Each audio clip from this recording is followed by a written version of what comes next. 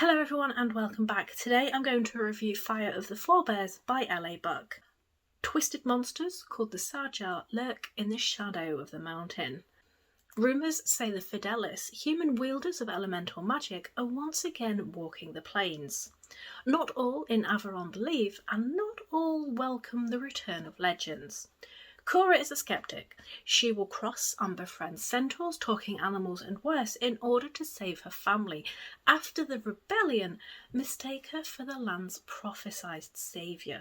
And while he would rather negotiate with rebels than fight, Tristan can't ignore prophecy. After all, it was the sham his father used to steal the crown. So I read this as part of the group of finalists for SPFBO 8, and before I get into the review, the author has very sadly passed away. I thought this had such a strong and interesting opening.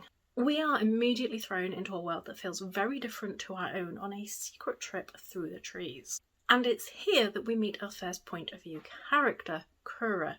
She lives in a sort of compound with other outlaws and outcasts, and they have created a very strong sense of community. The thing that struck me most as we got to know her is that she always tries to do what is right, even going as far as burying and showing respect to an enemy fallen in a fight. She wants better, and she is so protective of her family. Tristan, our other point of view, has a very different life and couldn't be more different to Cora. He is a prince, and when we meet him, he knows he's on the righteous side of the rebellion. He is trying to lead his men, but it's apparent early on that he doesn't always have the respect he feels he deserves. This creates a very interesting dynamic in his point of view chapters. It is a very interesting choice to have our two main characters on opposite sides of the rebellion, and I thought their personalities did very well to play off each other. Although it did feel at times that events happened to Cora rather than her being in charge of her own story. But other than that, there is an absolutely huge cast of characters from a lot of different backgrounds. We have talking animals, the Nothkinner, who their personalities remain very similar to the animals that they are. Then we meet centaurs, and all of these groups just feel different to each other and add a lot of richness to this world. However, a lot of the characters didn't really feel distinct from one another, and I couldn't really place a lot of the side characters when we met them again. However, one thing I did notice was that horses of the non-speaking kind were generally fast travel devices. Upon joining this world, it feels as though it is already well established. There is a lot of history behind the events, and one detail that I really enjoyed were the touches of differing mythologies that were woven throughout, especially when people from different groups and backgrounds met up. Woven in this history is the detail of prophecy.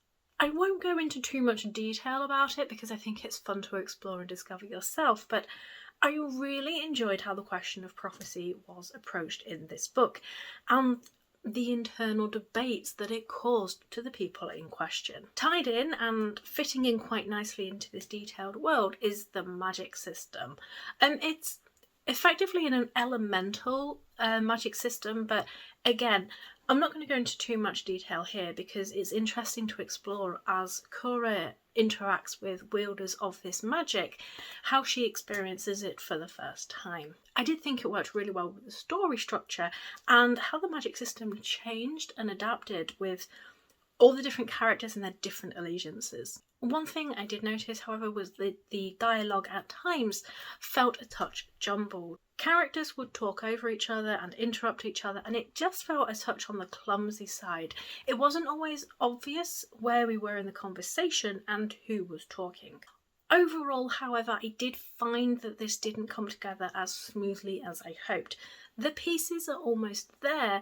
We play with some really well-known fantasy tropes, but nothing quite fit. There were, however, some really beautiful turns of phrases at times. I'm just going to read off my notes so I get this right. One thing that I did mark was a passage.